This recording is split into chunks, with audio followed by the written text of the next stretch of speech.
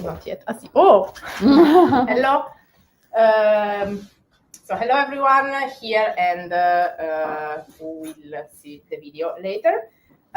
Today our theme is journey. So journey can mean a lot of things. The theme was chosen by our Muscat chapter in Oman and illustrated by Salim Al-Salami. It's a good topic to start the year, because yes, it's the basic metaphor for every starting. We are starting a journey. This journey can be everything we want. We are journeying through different ages of our own life. We journey through different circumstances outside. We journey through our creativity path. So this is why I'm wanting to introduce Fabio Deotto, writer and journalist. And we will explore together the path of creativity in many different ways. So thank you, the stage is yours. Thank you for being here. Thank you. And thank you all, and Happy New Year also, because it's still January. Thank you. I have to apologize because I'm still recovering from a bad cold, so you will hear this clogged nose, and sorry if sometimes I have to blow my nose because but I'm not infectious, so don't worry. So in my journey as a writer, I wrote fiction and nonfiction. I struggled a lot with inspiration and tried to find the right inspiration, the right ideas, and I spent a lot of time struggling with it and bashing my head against the laptop keyboard in search for ideas. And then I realized that the best ideas came to my mind when I was not doing that. And this prompted me to study better how inspiration works. And when we talk about inspiration, there is an image that has become a symbol of inspiration, which is that of, I'm sure everybody knows that, the image of Sir Isaac Newton is sitting under a tree, and then an apple falls on his head, and he realizes that all the objects in the earth seem to fall towards the center of the earth. And we know that this is a fictionalized anecdote because Sir Isaac Newton was not actually sitting under a tree. And the apple didn't fall on his head. He was wandering, he was walking through his orchard, and he saw an apple fall. And he started thinking about and putting pieces together for his theory of the gravitational theory. And but the important thing about this anecdote, which is a true thing, is that when he had that idea, it was taking a break. And this is an important thing. We'll explore it during our talk. And it is important because when we think about inspiration, we tend to divide into two groups. There are people that believe that there is a sacred fire inside our hearts, something of magical origin, godly origin, that sparks us with inspiration. And other writers, artists, and creative people think that inspiration doesn't actually exist. It's actually the byproduct. Good ideas are the byproduct of hard work. Well, both these groups are wrong in a way, and both are right, because actually inspiration does exist, but it's not of godly origin or magical origin. It's actually a neurological thing. And but the reason we think about inspiration as something magical is because for a long time, humans thought they were not the true authors of their destiny. And so the Greeks thought that inspiration was a state of rapture, sort of ecstasy-like, ecstatic-like state in which gods used us as vehicles for their ideas. And the Romans divided between creativity and individual knowledge.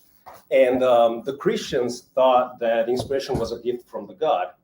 This started to change during the Renaissance, when there was a gradual separation between what was considered the spirit and what was considered the body. And the individual took the center stage. But nowadays, inspiration is still cloaked in this aura of indefiniteness.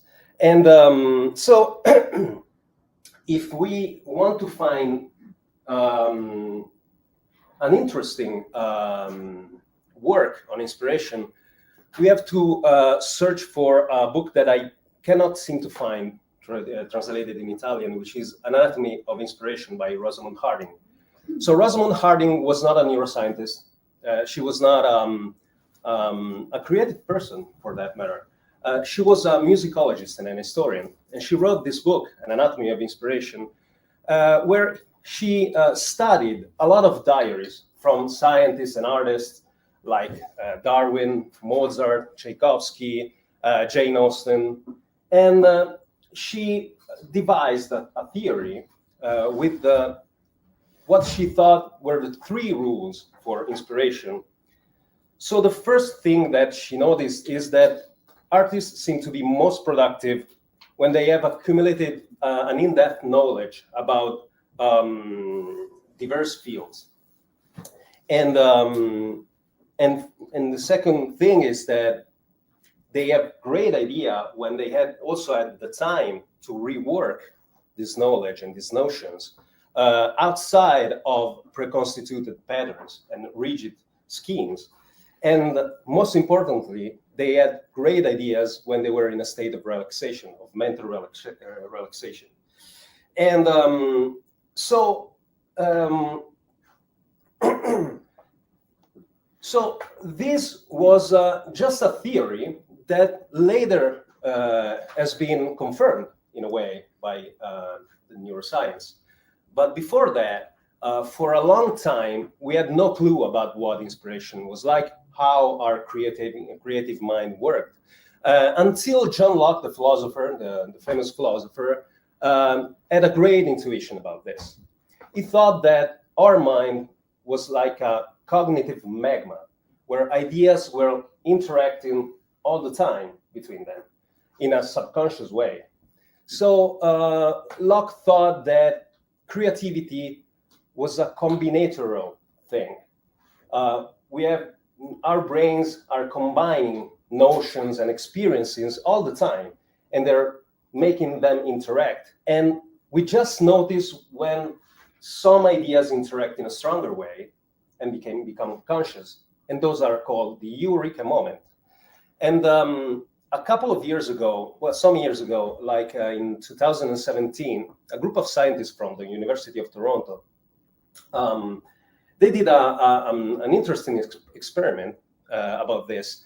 They assembled a group of 182 students and divide these students in 2 groups, the group A and the group B. Every group was given a box full of Lego bricks, building blocks. And but the group A had been given a box with where the bricks were organized according to their length and color.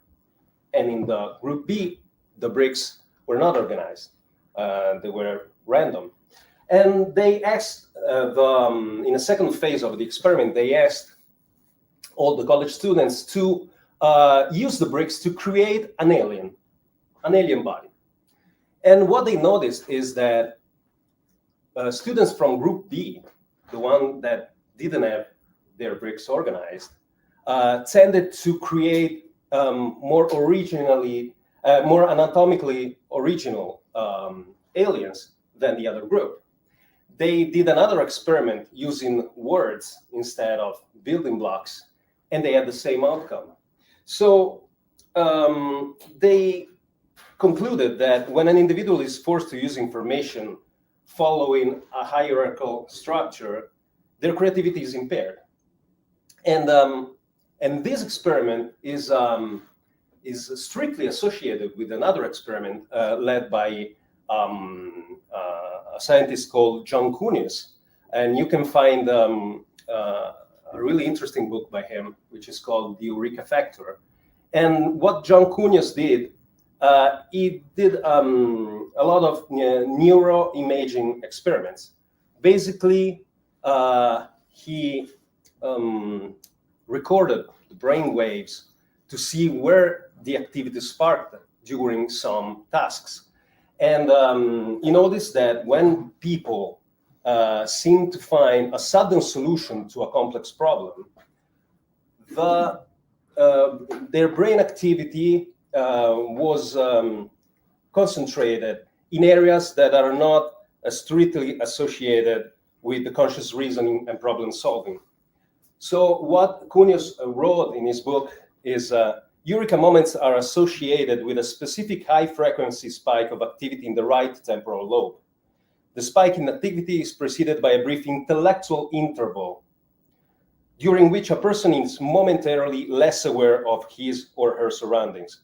In contrast, none of these neural patterns are detectable when an individual is analytically solving a problem. What does this mean? This means that when we force ourselves to find new ideas and find solutions to problems, paradoxically, we are less apt to find the right solution because we are hampering our natural flow of ideas. Our cognitive magma is more rigid when we try to focus on a single problem. And this is the reason why, maybe we are not sure about that, but it could be the reason why Sir Isaac Newton had his eureka moment when he was walking in his orchard, or if the first eureka moment we know about, which is that of Archimedes, happened in a bathtub. He was sitting in a bathtub and had his eureka moment. So, but we must not be mistaken about the fact that we also need hard work to create great things. It's not just that we can look outside the window and relax and we will become genius or we'll create great things. We need other two components, which are hard work once the idea is discovered, and we have to feed, we have to nurture our cognitive magma. We have to study, basically. We have to acquire new notions in diverse fields to make this cognitive magma flow. And so in her brilliant book, Rosamund Harding wrote, for the artist to rearrange ideas into new and original combination, they must have not only adequate knowledge of the primary subject matter, but also a variety of external knowledge. Technical expertise must be so advanced that it does not stand in the way of the flow of ideas. I'm rereading this one. Technical expertise must be so advanced that it does not stand in the way of the flow of ideas. So basically, what we can conclude about all these things we've seen in this brief talk is that to be the most creative we can, to get ourselves in the best condition to be creative, we have to follow 3 rules. We have to get relaxed, have a hobby, talk with people, go and have a walk. But we also have to study and be curious about diverse fields. And then we have to do a hard work to transform those ideas into reality. And if I wanted to find a slogan for this, I could draw that from a meme and say, the real rule we can follow is keep calm and study on. Thank you. Thank you very much. So I have some questions before everyone else. No, sorry, I was joking. Do you have, if there are any questions, you can ask them now, or you can ask us together on our social network and then we pass to Fabio to answer, or you can ask them after we stop the recording if you don't feel like being recorded on that. There is a question. Okay. Hi, I'm Milan. No, very interesting, thank you. But I was curious more on a personal level. Yeah. You can give us a kind of Yeah, well, regarding you? well, the thing is that when I was talking about being curious about diverse fields of interests, the thing is that I have a scientific background, but then I became a novelist. Now I work as a non-fiction writer and a fiction writer, and I still live in the intersection between natural sciences and humanities. And I experienced on myself that what I initially thought was an obstacle, the fact that I didn't study literature and philosophy as my main fields, I thought I will never be a writer, I will never be a novelist. But then I realized that the fact that I had diverse inputs actually helped me. And it's actually helping me having original ideas and to find, to work in that gray area that usually is not that searched, because comprehensive, it's comprehensible, but it's understandable. But a lot of people study one field and then remain in that field. And of course, there is also a counterpoint, the fact that if I had studied just evolutionary theory or just literature, maybe I would be more, I would have a more in-depth knowledge about that, so I will be able to do different things. But I'm happy to move across these different fields. And speaking about the inspiration, when I was joking at the beginning of my talk about the fact that I'm bashing my head against the laptop, that is actually true. That is true because actually before you understand and then accept that you're not in control of inspiration, it takes a lot of time. Because you're like, okay, I have my job, I have all the things that I have to do, and then I found 3 hours of this day to work on my novel, and my brain is like, no, I'm not doing it now. I was about to do it under the shower or when you were trying to get asleep, but now I'm not doing it. So it's difficult at that moment, even knowing all this, to say, okay, just relax, just read another book, just call a friend. And but every time I do that, ideas arrive. Yeah. Thanks. How is easy for you to mix in a working day, relax, studying, curiosity? Well, when I'm in Milan, you wake up it's, in the morning, have a coffee, well, take a walk, and then write? well, in this city, I must say is nearly impossible. I love this city, but I'm like overactivated by it. And when I'm in a different situation, that could be in the mountains, because I am a freelance, so I can work from remote. I can work remotely, and it's easier to just say, okay, I dedicate this morning to this, and I have to accept that maybe at the end of it, I will not have written down a single word, and then I spend the afternoon working on my real job. In Milan, it's really difficult because I don't know about you, but I feel like I'm supposed to be doing something all the time. And creativity is not about doing something; it's about waiting for our brain to work what we already had acquired. So it's really difficult, but if you, this is contradictory, but if you stick to a schedule, it works better. So you have to schedule. Yeah, I develop a routine during the You develop a routine about not having a routine. Exactly. Okay. So it's a meta routine in a way. So I can jump in. And so before going on, I would like to let you know that Spaces offers a 3-day trial to try their co-working.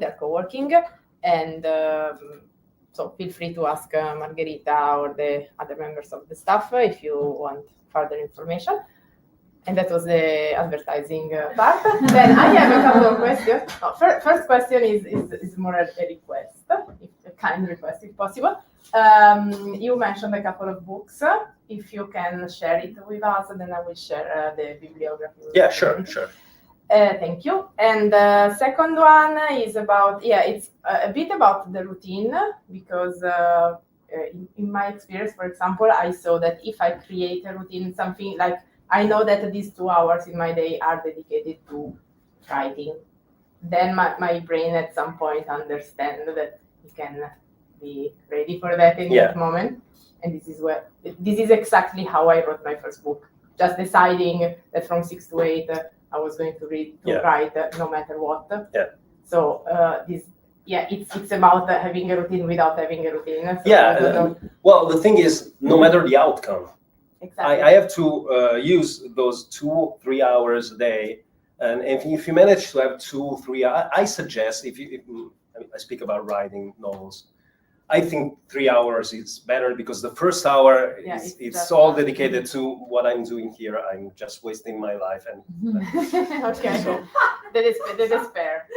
And but then actually the routine helps your brain to relax, because if you are accustomed to spend the same cluster of hours every day on that thing, the brain is like, okay, so there are not that many expectations about this. It's something I do every day. So it's a normal thing. It's sort of a normal thing. If you're like, okay, I'm taking just 1 week in a whole year to work on my novel, chances are that you didn't get anything. You wouldn't get anything done unless, because we didn't talk about fear. Fear is as powerful as relax, because unless you have a deadline. When I was forced to have ideas, I remember for my first novel that just 2 weeks before going into print, my editor was like, "You have to rewrite these 2 chapters." I was like, "I've been working 5 years on this novel. I cannot do that." Well, you have to find a way. And I sit there and I was like, okay, let's do this. And I did that. So that was a forced relaxation, because it was like, okay, I have no choice. I have no choice. And what could go wrong? Because they are not publishing it unless I do this. So Charles Bukowski is known to have written his first novel in 3 weeks. And yeah, because he was working as a mailman, and he went to his agent or his publisher, who published his poetry, and he was like, "Okay, you told me I have to write a novel to be successful and to transform this into a real job, so I decided to quit my job." And the publisher was like, "No, don't do that." It was like, "I already did." So he had 3 weeks worth of money, and he came out with Post Office, which is a novel that did very good. I don't know if you like Charles Bukowski or not. It's not a likable person in many ways, but but this anecdote, I think it's a very telling. And yes, also, so I come from the opposite background of you, because I have a degree in philosophy, and I remember when I studied Kant, for example, he was known to have a super strict routine, like walking around, blah blah blah. But that's the same structure probably. So in Heidelberg also they have this work, that is the philosopher works, because everyone who Heidegger, Husserl, all the German brains was working the same work. In an attempt to. But my second question is, you touched this topic before. the overload of information or stimulation, because what we see is that we have a lot of noise. Yeah. Do you have any? I mean, you already said that, for example, in Milan it's very difficult to cut the noise out. Yeah. And, we have some. I think this is a shared experience. We all have LinkedIn posts to make, social networks to read or interact with, mail. Usually another job you have to do to pay for your creative part of your life. Blah blah blah. So except for routine, which is the answer? Routine. Well, I have one suggestion. One major suggestion, which is to lose this. Listen. Get rid of this at least for the time you're supposed to work on creative ideas. Because every time it seems like an easy answer, but the fact that every time I do this, like, okay, I'm putting this in another room. Mm-hmm. I'm putting it on charger in my bedroom, and then I'm staying because I have to relax tonight. I just wanted to watch a movie without checking IMDb for who is that actor and stuff like that. And every time I do that, in just half an hour, my brain starts to work differently. Yeah. It focuses on the movie, and movies are interesting because they work on embodied simulation, which is a theory about how when we watch moving images, we immerse in that situation, and we lose touch of our bodies to use the bodies we see in the movie. And for this to happen, you need to be focused on that. You need to be immersed in that. And the same applies for books and novels, which are immersive media. And I think that is the reason why books sell way less than before. But I think this applies to all creativity endeavors. And you know that Netflix is going to. So I read a couple of articles these days. They are trying to adapt the writings of their films, knowing that people has. Yeah, second screen experience. Yeah. Can I add one thing here? When you say about phone, I read a research some point.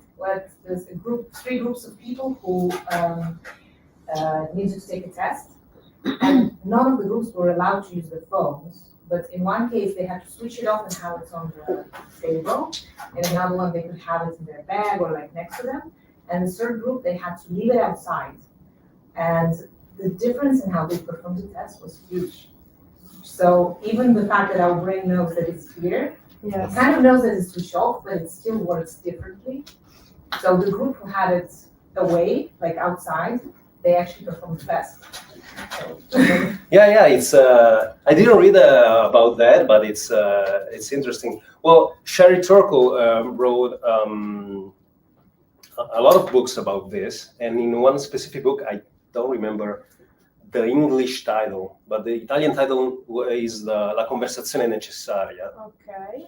And you will tell us the English ones. And she cited studies of conversation between people, and when they had the phone on the conversation never went deep.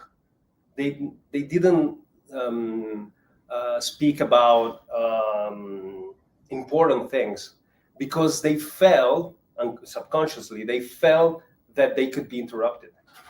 So I think it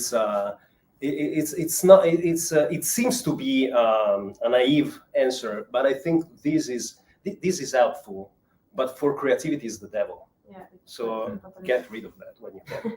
And for interaction, for relations too. Yeah, So in person. The conversation thing is very strong. For example, I've read a couple of articles about also dating, and this is like a red flag if someone has all the time the phone on the table when you first meet them. Or if when they. Let me check if. Okay, so last question, then we will switch the streaming off. We can have another couple of snacks and No, two questions. Okay. You and I don't know your name. Okay, sorry, thank you. No, regarding the phone, something I do that helps me a lot because during the day, I'm not only a creative. I mean, I apply creativity to all the aspects of my life, but I'm a CEO. So Okay. I do everything from shoe design, which is my actual, let's say, origin in the creative world, to almost all day long I'm in Excel, right? But I have to solve a lot of problems and speak to a lot of clients and providers, so it can become extremely boring. But what I have realized regarding the phone is that, of course, I started tracking the time I actually work during the month. And even though I'm in the office, I don't know, 10 hours a day, I may work maybe, and if it's too much, 40 hours a month. Because I'm literally always on the phone and I cannot track what I'm doing on phone. So what I started doing is I put timers. So it's like for 2 hours, I'm going to work on my numbers. So it's like, set a timer for 2 hours. I put it there. I do need to listen to it, so it has to be close by. And also it's like a time where I say, well, in 2 hours, nobody will die.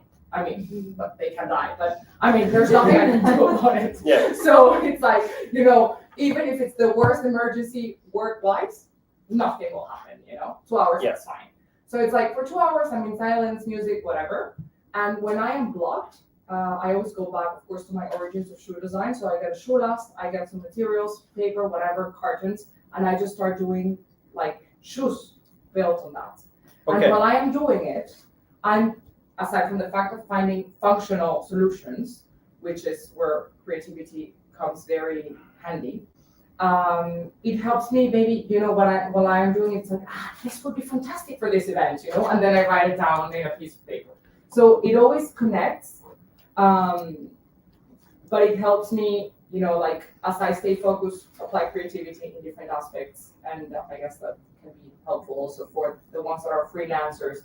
That is not only writing, but, Yeah, of course. You have to sell, you have to speak to the other person, you have to do something in communications, And, Yeah, I think it's a clever way to. And it helps me also within the non-routine kind of thing. I put for communications, I use a lot of social media and different channels. So it's like 1 day a week.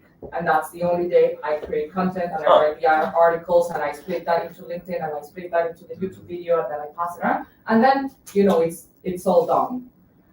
So I think that's also a way of being a bit more efficient and not getting lost, which I find the downside of being creative, right? Like you usually tend to go all over the place. Yeah. Everything is interesting. Yeah, exactly. Yeah. Oh, look at this leaf, so beautiful. And it's like, good, you were walking to the pharmacy. Go. Yeah, but then I think that also depends on what you are meant to post about. For example, I'm into AI ethics. Right now, it's like no way I can stay 1 day without, because, for example, this week, Sunday was one word, Monday was another word, literally, yes, and Tuesday, and then the Italian guarantee for privacy of data did something, and then Mustafa Soleiman declared something else with Microsoft, and everything in the span of 4 days.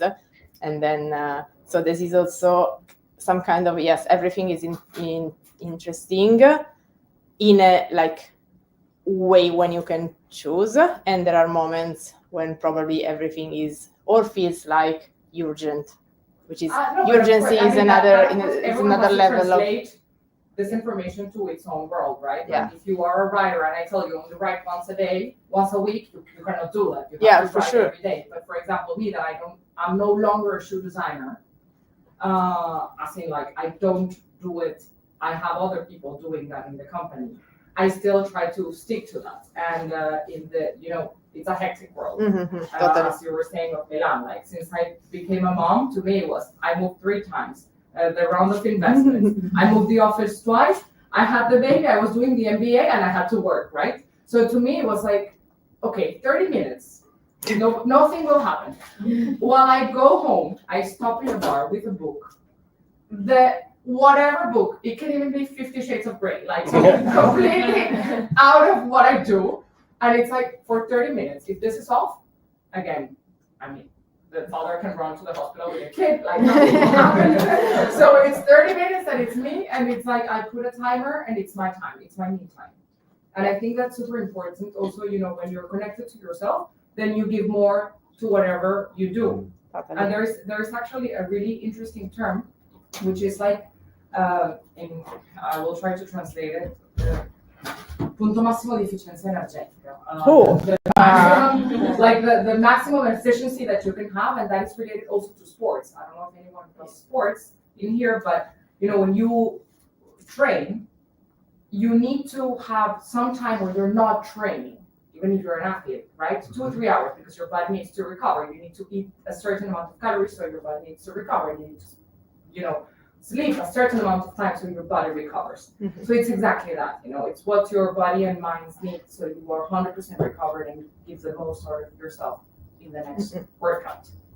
So it's the same for creativity. I also think it's important to recover without thinking you are recovering for something. No, it's but it's also the things that in a world. Just a point. So. No, but it's that thing of like it's clear. In your non-schedule. So to me, it's like 30 minutes of time. Sometimes I just read. Sometimes I speak to the neighbor. And maybe he wanted to be silent, but I'm like, okay, so tell me. This is my me time, not your you time. So boundaries. So. Thank you for your intervention. We have a last question. Before that, I invite all of you, because these feedbacks are so very precious for us. If you want to write to our private DM in social networks, or I'm going to share with you later a link for the WhatsApp community chat, which is no noise, just information, but a place where you can share your inspiration if you have one, or your speaker application, or someone who could be interesting to be a speaker. We are trying this experiment. We will see how it goes, if it's a good place to stay for us together outside of the events. So I invite you to share what you told us today, and then if you want, we can share to the community your suggestions and your ideas, and of course your cell phone in the bathroom ideas. And so, last question, please. Thank you for the speaking. While you were talking and everyone was talking to, I was like on my phone, great ideas. I have like 2 quick questions. One is, do you think it's nice to have like a pen and paper with you all the time instead of like going with the phone and just putting it right there? And also about the to-do things on the day. Do you think it's better to do this in the morning or the day before at night? Like, how does our brain works? If it's like too much stimulation in the morning, or? Okay, so I don't have pen and paper. I now will sound like an hypocrite, but I use this because no, but actually I put it on flight mode, and then I have this Note app, which is full of ideas, and usually I name the ideas, and then and also. Before the lockdown, I wrote a novel entirely on my phone. So this is to say that I'm not against phones. I think it's a matter of how you use it. But actually having pen and paper, it's better. The thing is that I'm clumsy, so I think I will lose everything. And so I prefer to use this and then send emails to my email account, so that it's Google's fault, and you can. And but actually, pen and paper there are a lot of studies that prove that we are more focused when we use pen and paper than when we use a keyboard or a phone. And different brain areas are activated. For your second question, I think it depends. I don't think there is a rule, neurologically wise, about the better moment of the day to create. I prefer the morning, and I think that the morning before the morning, it's the better time, because the city is asleep, and you feel like you're the only one awake, and so and you know that you're not receiving emails at that moment, usually, and or the night. I mean, if you start telling yourself, okay, starting from 7 p.m. or 8 p.m., I will shut my phone off, or I will forget it and dedicate this to relaxation or writing, that becomes a habit that could be useful. But I don't have a proper answer, because there are people that prefer to do everything in the morning, so they are relaxed and they have the afternoon for themselves. There are people that, a lot of writers, there was Elmore Leonard, he was writing while working, while pretending to work, because he had his desk with the drawer, and he had a notebook in the drawer. He put his hand there, and it was like pretending to work and then writing his novel. But that was Elmore Leonard. Another level. So there are also crazy and brilliant people. For normal people like us, or maybe everybody's a genius, I don't know. But for normal people like us, I think that you have to find your own schedule. Try and see.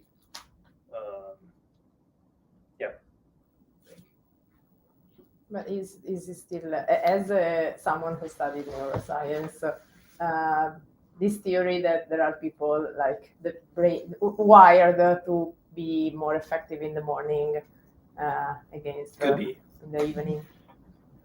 Okay, I studied neuroscience. I have a degree in biotechnology, so I studied neuroscience a little bit. And I studied for this talk, and because I wrote an article about this, and but I don't know. I think it's plausible. It's plausible because for the way our brain is structured and for the way evolution works, it could be that some people are more drawn to behave in a certain way than in another, and to function better in a certain situation than in another. But nobody tells you which one you are, so you have to find out, try. Also, there are studies, especially for women, for an obvious reason, about how the hormonal cycle impact brain in many different ways.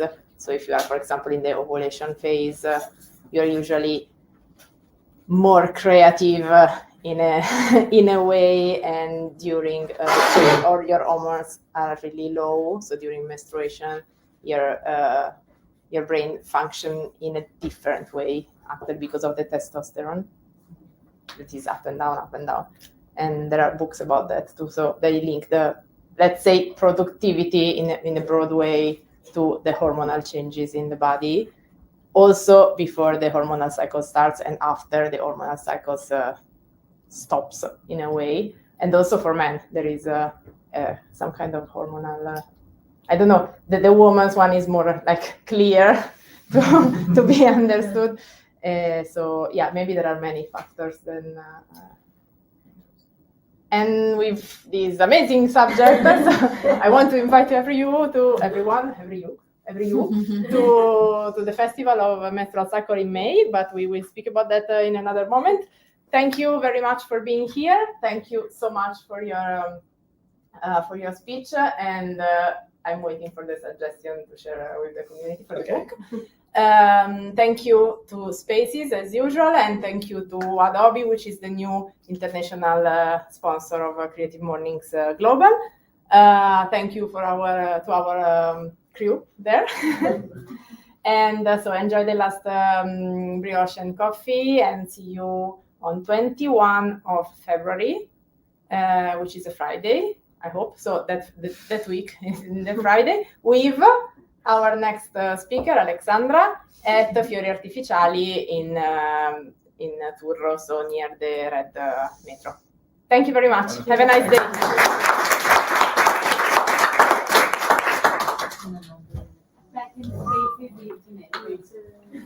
Ah sì, cacchio.